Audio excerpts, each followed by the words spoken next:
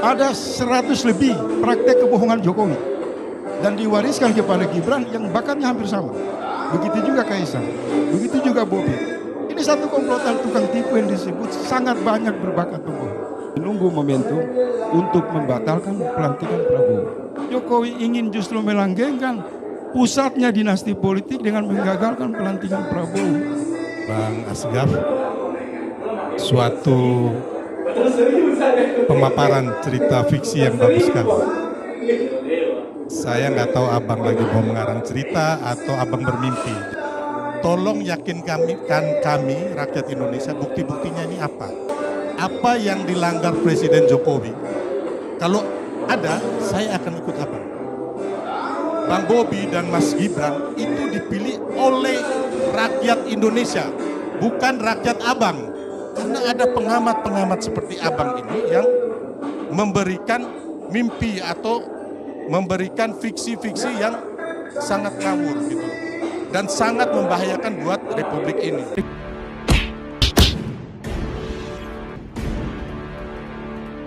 Negara dibajak oleh satu kelompok keluarga yang sangat bernafsu, yang hampir prakteknya bukan dalam ruang demokrasi. Ini hutan rimba, ini kebun binatang. Di mana kekuasaan yang begitu full disimpulkan oleh rakyat diselewengkan, diselundupkan oleh kekuasaan untuk memelihara, menghidupkan, menternak putra-putranya, mengambil peluang kekuasaan secara tidak wajar, tidak etis, tidak moral. Karena kuatnya kesimpulan perbincangan publik demikian, maka selaku pihak yang membentuk partai politik baru menyadari bahwa seluruh partai dipasung, diikat, dirantai di istana untuk melanggengkan maksud-maksud jahat Jokowi ini, maka tidak ada pilihan lain. Lahirlah Partai Negoro menggalang seluruh rakyat, kesadaran rakyat untuk saatnya diskusi-diskusi protes terhadap dinasti politik harus masuk dengan penggunaan hak konstitusi, hak hukum untuk kelak jika Jokowi turun dari kekuasaan. Partai Negoro pada tanggal 28 Oktober jam 1 siang akan datang ke Kejaksaan Agung untuk menyerahkan seluruh bukti-bukti dari kejahatan dinasti politik. Karena kalau bicara dinasti politik itu kan bukan soal selera perbincangan demokrasi. Ada yang dirusakin dalam tatanan bernegara. Ada 100 lebih praktek kebohongan Jokowi dan diwariskan kepada Gibran yang bakatnya hampir sama. Begitu juga Kaisang, begitu juga Bobi. Ini satu komplotan tukang tipu yang disebut sangat banyak berbakat pembohong. Kedua, ada implikasi penghinaan terhadap institusi negara. Protes menyangkut keputusan 90 dan penyelundupan untuk meloloskan Kaisang di Mahkamah Agung itu tidak bisa dianggap hal yang sepele sebatas perbincangan. Harus diuji ke pengadilan.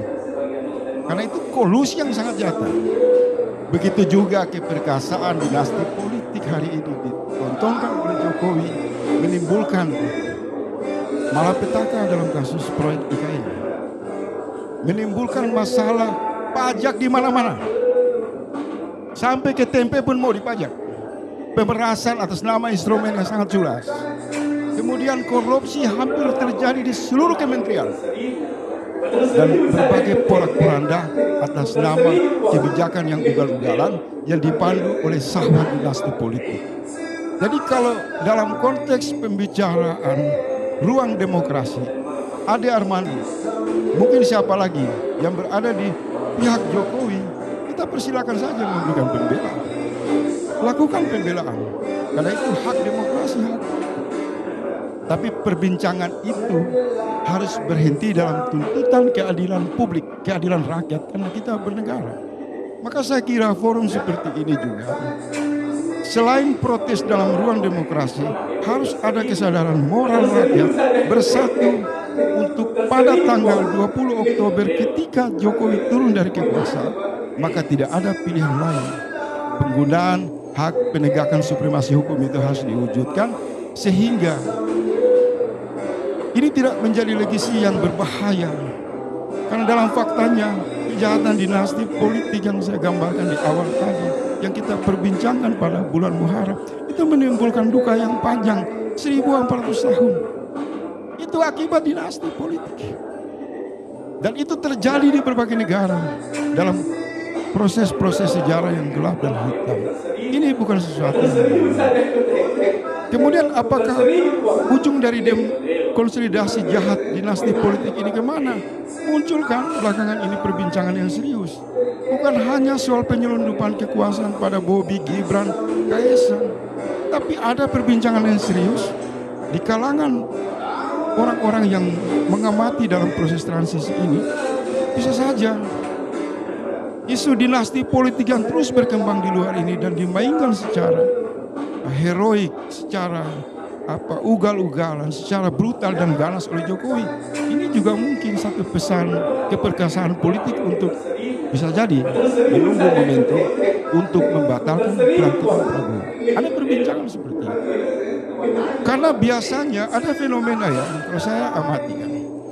Biasanya usai presiden itu terpilih, maka publik akan disedot hari-hari mereka ramai dalam dinamika untuk membahas persiapan menteri kabinet. Untuk pertama kali sejarah di Indonesia ketika seseorang terpilih sebagai presiden, yang diperbincangkan adalah masa depan dari dinasti politik. Publik nyaris tidak berbicara apa yang akan dibentuk kabinet Prabowo, siapa kandidatnya, programnya apa. Kemudian yang muncul adalah kekhawatiran jangan-jangan mereka yang sudah kalah dan menang ini kemudian lagi dihadik untuk terus memperuncing perdebatan soal dinasti politik. Tetapi di balik agenda ini ada energi yang tersembunyi. Jokowi ingin justru melanggengkan pusatnya dinasti politik dengan menggagalkan pelantikan Prabowo. Perbincangan ya. Karena tanda-tanda itu terlihat ada semangat 3 periode atau memperpanjang situasi yang transisi, tidak membicarakan fokus terhadap pembentukan kabinet, fokus terhadap agenda ke depan dalam rangka menyelesaikan masalah. Publik yang waras itu melihat ini bisa jadi sesuatu yang harus diwaspadai. Apalagi ini sudah menjadi rahasia umum bahwa sangat tanggung bagi Jokowi untuk menggembala anaknya Gibran selaku wakil presiden. Tetapi karena ini sudah terlanjur menjadi sesuatu yang sangat superior, sangat perkasa, mampu menaklukkan seluruh infrastruktur partai politik, elit-elit bangsa, di mana semua bungkam dan takut dan mungkin bangkrut secara kekuatan moral dan intelektual, maka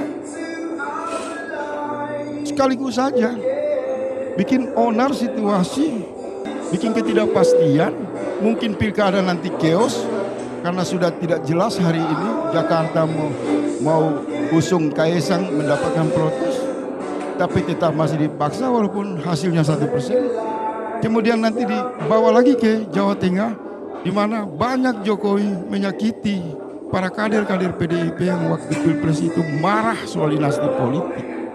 Ini bisa jadi satu letupan. Ini perbincangan yang saya tangkap di ruang publik. Tapi saya kembali kepada sisi yang sangat terpenting dalam rangka berbicara dinasti politik ini. Saya berharap para intelektual kampus, rakyat dan elemen kritis harus sungguh-sungguh mengawal seluruh agenda dinasti politik dalam penyelundupan di tahap kedua yang disebut arena pilkada itu. Harus ada desakan untuk menyelamatkan kalau benar Jokowi ingin mewariskan satu transisi kepemimpinan yang baik dengan tidak menunjukkan nepotisme sebagai panglima dalam semangat politiknya. Maka Kaesang, Bobi itu mundur saja. Tidak bisa lagi dengan berbahasa-basi mengirim Bung Ade Armando, mungkin Ali Ngabalin, mungkin juru-juru bicara istana untuk memulai satu proyek kejahatan dinasti yang semua orang berdiri di sana membela Jokowi dan dinasti politik dengan terpaksa hanya merancang sebuah retorika, tetapi di dalam hati nurani mereka Bung Ade Armando dan kawan-kawan saya yakin juga menolak. Kalau bercermin kepada rangkaian peristiwa kekerasan yang dipicu oleh semangat dinasti dalam berbangsa bernegara yang terjadi di bulan Muharram dan peristiwa-peristiwa di Eropa. Jadi ini memang benar sampah daur ulang dalam paket nasional selesai, kemudian masuk ke paket lokal yang disebut pilkada, sampah ini juga digulirkan lagi, yang sekarang kita lihat Sumatera Utara, Bobi, Jakarta, Kaisang Mondar Mandir, Jawa Tengah atau Jakarta, yang semua itu hanya menambah kebencian dan luka yang sangat dalam. Rakyat sudah sangat muak dan menunggu Pak Jokowi turun. Mereka bersama saya, salah satu yang akan meminta konfirmasi itu bukan melalui perbincangan di ruang demokrasi, tapi melalui jalur hukum. Karena ternyata semua yang dibikin hancur ini hanya demi melayani istri, anak, ponakan, paman, dan lain-lain. Kapan Jokowi memikirkan rakyat? Kapan Jokowi memikirkan ribuan mahasiswa yang terbelenggu oleh beban pendidikan? Memikirkan petani, memikirkan ibu-ibu rumah tangga yang hari ini berasnya hampir 21.000. Kapan Jokowi memikirkan agar bangsa ini keluar dari jeratan utang luar negeri? Kapan Jokowi memikirkan keberagaman Indonesia yang harus dibangkitkan sebagai kekuatan untuk bertarung di dunia internasional? Hari-hari ini rakyat dihinakan oleh Jokowi dan keluarganya di ruang demokrasi yang paling transaksional demi memuluskan Jokowi, Gibran, anak, Kaisang, istrinya, dan itu 5 penjahat saja berputar-putar di situ dengan menguras seluruh lorong-lorong gelap, memanfaatkan nepotisme, anggaran negara, fasilitas negara, kekuasaan yang powerful untuk menunjukkan bahwa negara sudah tidak ada, yang ada hari ini. Dan mungkin 15 tahun kemudian kalau ini dipertahankan adalah kekuatan dinasti politik culas, jahat yang secara moral. Mereka yang berdiri mendukung Jokowi di pagar-pagar istana, saya bermohon kembali menghentikan semua retorika omong kosong itu untuk marilah menangkan kepentingan rakyat. Dan sudah cukup, Jokowi sudah jadi presiden, anaknya sudah jadi wapres, mau apa lagi? Siapa lagi yang mau diselundupin? Cucunya, pembantunya, siapa lagi? Kita harus berhenti sebagai pribadi yang mencintai keragaman, mencintai hak 300 yang hampir 300 juta orang. Tidak lagi berdiri dengan retorika palsu untuk membela kepentingan yang hanya bapak, ibu, anak, menantu, dan ipar. Kalau kesadaran itu muncul, maka saya kira dengan pendekatan hikmat kebijaksanaan kita bisa membuka ruang rekonsiliasi. Kita memang salah menggunakan pendekatan demokrasi liberal, tapi kita harus kembali untuk menunjukkan ada yang lebih besar yang kita tinggalkan, yaitu semangat gotong royong, semangat keindonesiaan, dan semangat nasionalisme kita. Kira-kira itu Bang Karni. Baik, terima kasih Bung Faisal Assegaf atas orasinya. Sekarang saya ingin tanggapan dari Ketua Umum Solidaritas Merah Putih, Silvester Matutina. Ya. Terima kasih Bang Karni, yang terhormat senior-senior yang ada di sini semua. Bang Assegaf, suatu pemaparan cerita fiksi yang bagus sekali. Saya nggak tahu abang lagi mau mengarang cerita atau abang bermimpi. Jadi gini Bang, Pak Jokowi ini saat ini bukan hanya survei ya. Kebetulan kami ini di lapangan. Saya ketua umum dari organisasi yang mungkin dari abang punya partai baru berdiri mungkin hanya 20-100 orang. Dan paling hanya berapa gelintir. Anggota saya hampir tersebar di seluruh Indonesia dan luar negeri.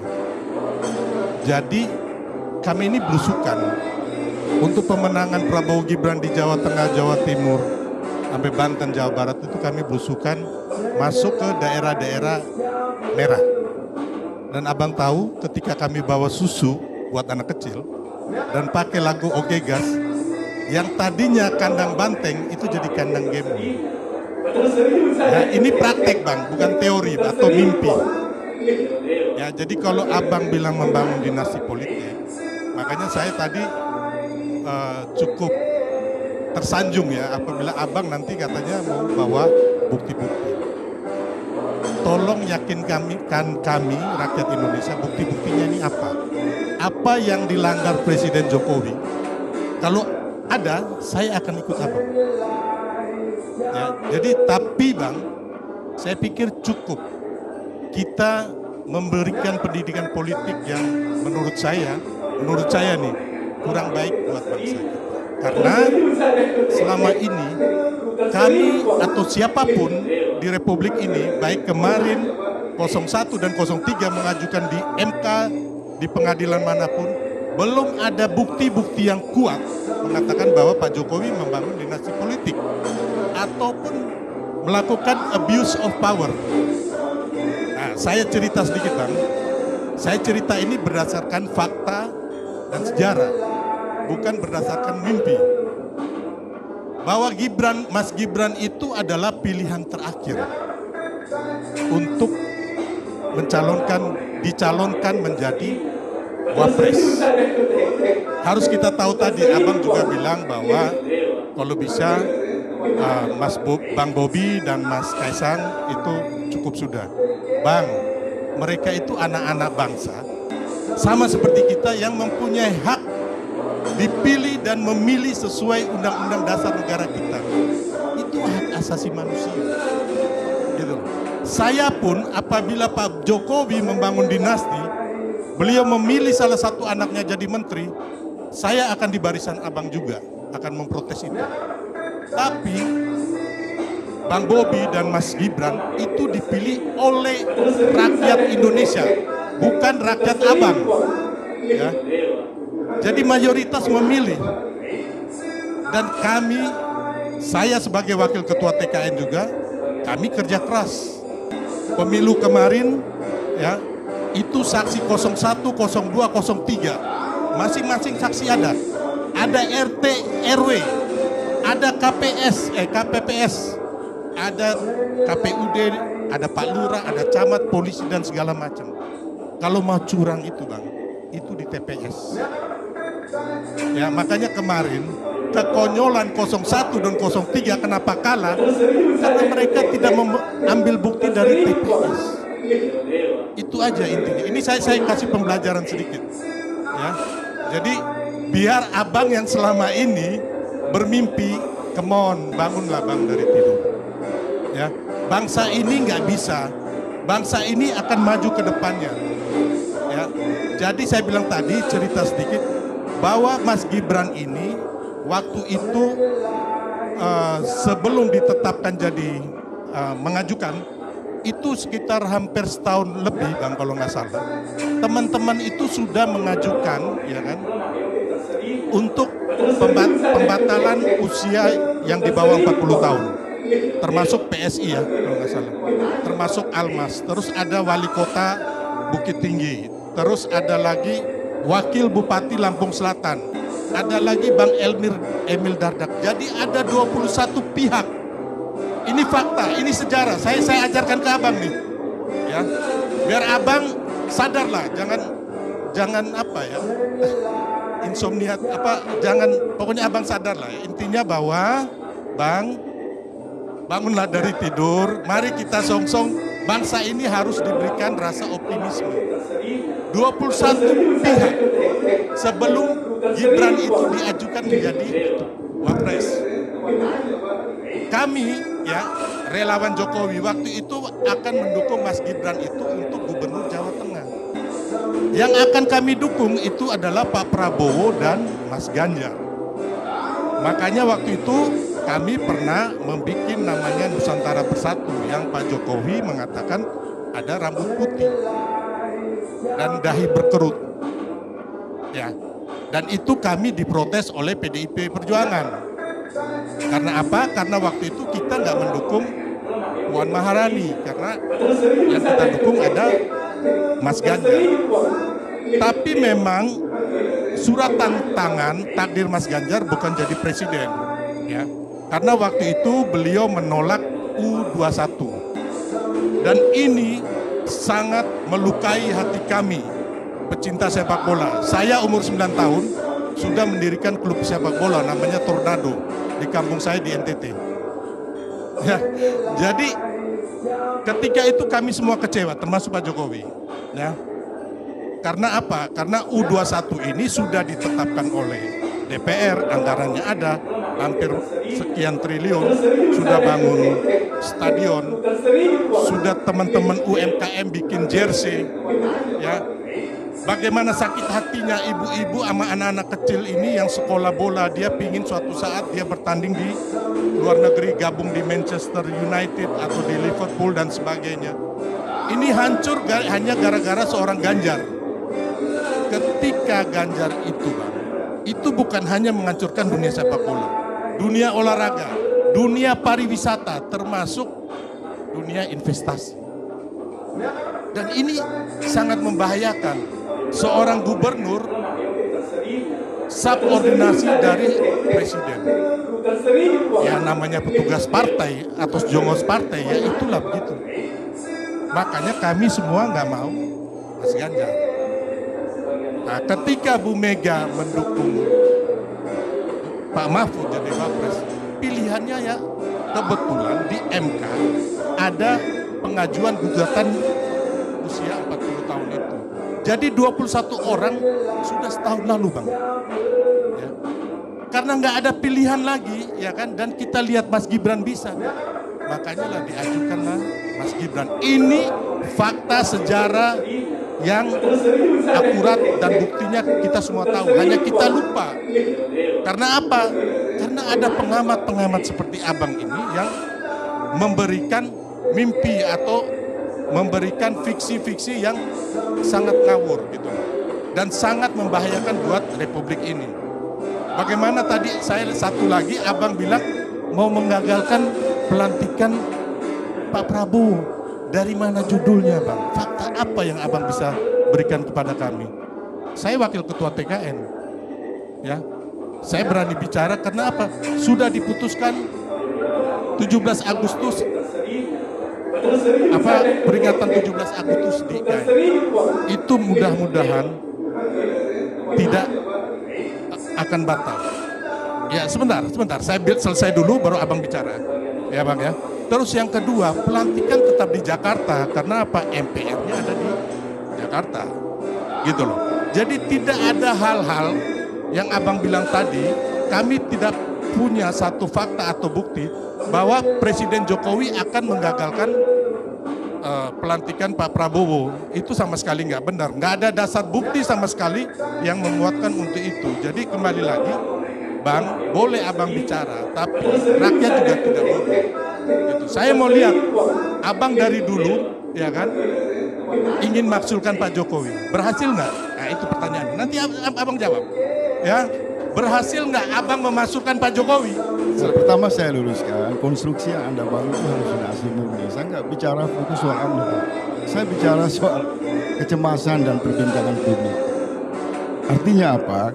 Kalau kita menggunakan cara pendekatan bahasa Indonesia yang bagus, maka itu tidak dialamatkan kepada Anda. Satu. Kedua, Jokowi sebagai objek kepala negara dan saya sebagai rakyat. Jadi tidak ada masalah saya sama Anda. Tadi kan saya bilang, saya memberi ruang bagi pendukung Jokowi, memberi pembelaan kepada Jokowi terhadap tujuan penggunaan yang namanya aset satu-satunya, dinasti politik. Silakan. Tapi semua argumentasi itu dikumpulkan, rakyat itu cuma mengatakan, kok Anda hanya memilih satu keluarga orang kaya yang kebetulan presiden, tapi Anda mengabaikan puluhan juta anak miskin yang juga memiliki potensi, yang bisa jadi kepala daerah, yang bisa jadi wakil presiden.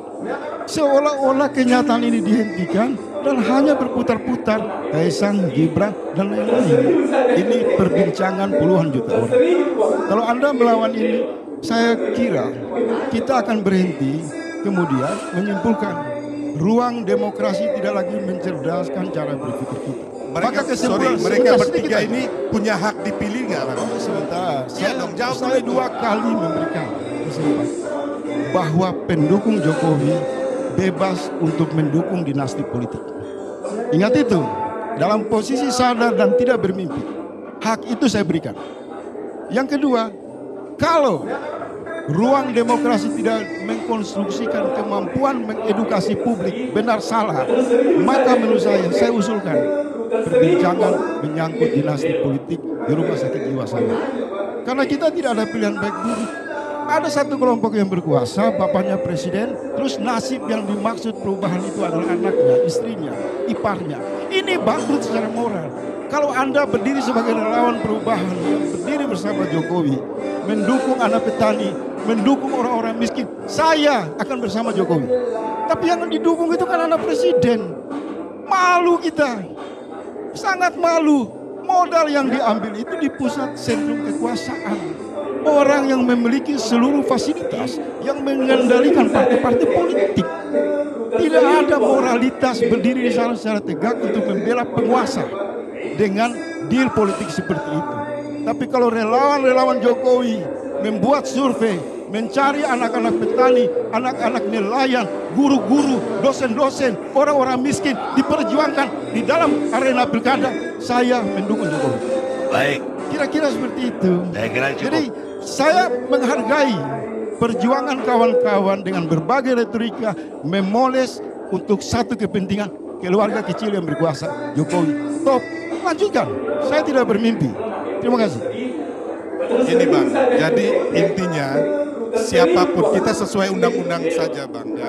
Kita mau ngomong mereka punya hak. Saya tidak untuk protes. dipilih. Dan begini, kampanyekan saja. Masyarakat pun Jangan di saya nggak protes. masyarakat pun suka ya. Bang Bobi menang di Sumatera di Medan. Mas Gibran juga menang di Solo. Dan itu suaranya mayoritas Bang. Dan mereka bisa kerja. Mereka tidak korupsi. Apa etika yang dilanggar? Itu aja. Kalau soal itu saya tambah sedikit. Ya.